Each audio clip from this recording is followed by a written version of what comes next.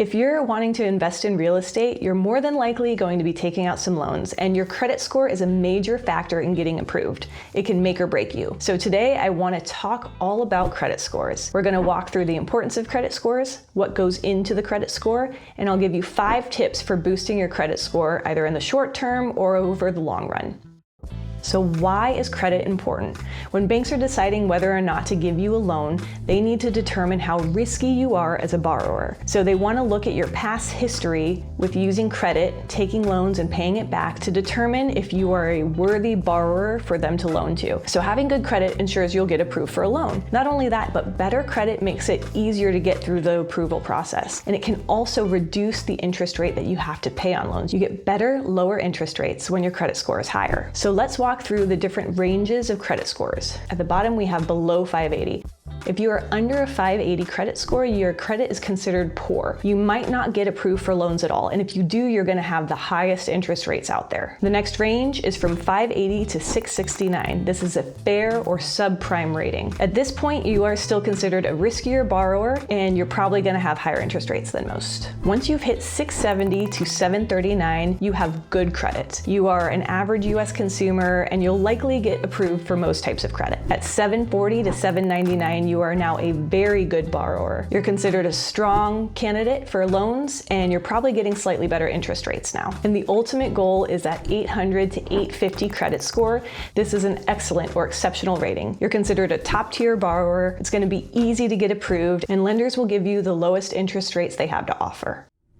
So how are these credit scores calculated?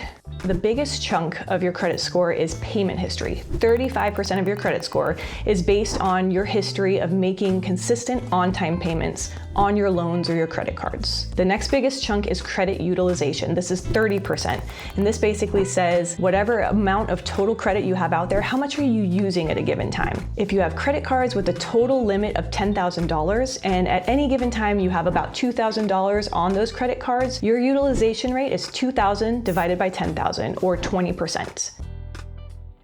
Length of credit history. This is about 15% of your credit score. And this one's a little more difficult to get going because all you can do is wait. So you need to start some of these credit lines, and over time, this part of your score goes up as you have multiple lines of credit that have been open for 3, 5, 10 years. So start now with building your credit because this piece takes time to build. The next part is credit mix. This is 10%. This is basically saying, can you take on loans across multiple categories and manage them all well? So do you have a home loan, a car loan, and credit cards? Having a mix shows that you can handle multiple forms of credit. And finally, the last 10% is new credit. And this is kind of a reverse point. Too much new credit at any given time could be a red flag. So every time you start to get hard inquiries when you want to open a new credit card or when you're getting your credit pulled for a home or rental property loan, that's going to be a temporary ding to your credit. So you don't want to open too many new lines of credit at one time.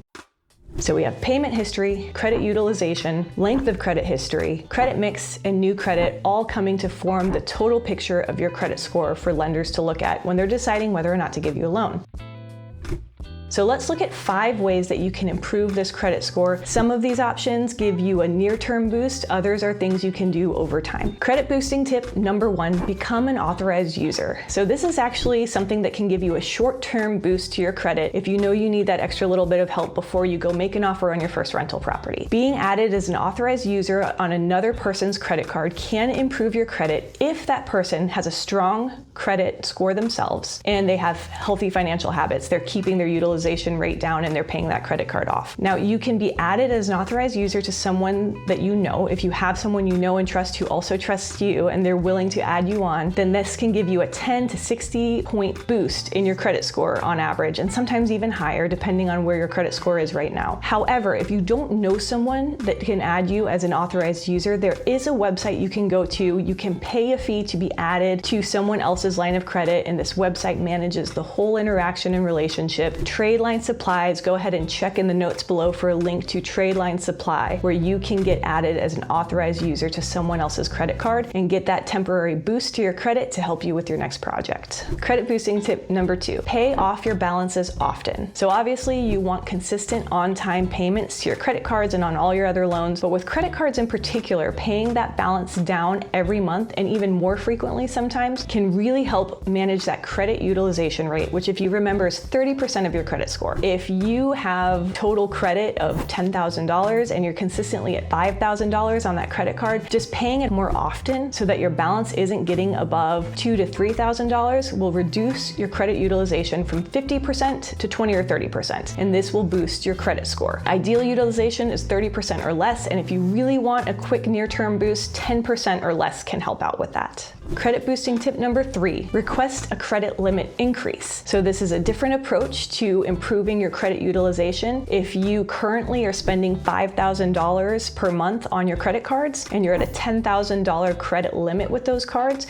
you could request to have that limit increased. And if they increase it to over $15,000, you're now more in that 30% credit utilization range with your average $5,000 per month spend. So increasing your credit card limit is actually fairly easy to do. You can make a request online or call into your credit card company. It doesn't always work out, but the worst that they can tell you is no. And improving your credit utilization, again, is a huge factor in your overall credit score. Credit boosting tip number 4, diversify your credit. So again, there are many different types of loans and forms of credit out there, and having a variety shows them that you can handle credit across multiple different situations. So having a home loan, an auto loan, and some credit cards can really help your situation. If you're not quite ready to buy a home yet, that's fine, but maybe you already have a car and maybe it's paid off and it would be worth going to get a loan on some portion of that car. You don't have to get a loan for the full value of it. It could be a pretty small loan, but then you have some diversification. It's not only credit cards. Or perhaps you do have a home loan and a car loan, but you've never had a credit card. Go ahead and open a credit card and get that diversification going. Credit boosting tip number 5, be strategic about when you open and close different forms of credit or lines of credit. As we mentioned earlier on, new credit has a 10% impact on your credit score. If you start opening a whole bunch of new credit cards all at once, trying to boost your credit utilization, the many dings that happen all at once can actually lower your credit for a little bit. So making sure that you pay attention to when you do this is really important. You don't want to be opening new credit cards right before you go to request a loan for a new rental property. You want to make sure you're thinking ahead and doing it maybe 6 months to a year out. Another piece of this is that closing old credit cards or old accounts can actually have a negative impact on your credit as well, because it will reduce your utilization. So if you're about to close on a rental property, don't close an old credit card even if you haven't used it in a while. Wait until after you've closed on that loan that you're trying to get, and then you can go ahead and close that old credit card down and take the hit on your credit utilization for a short time.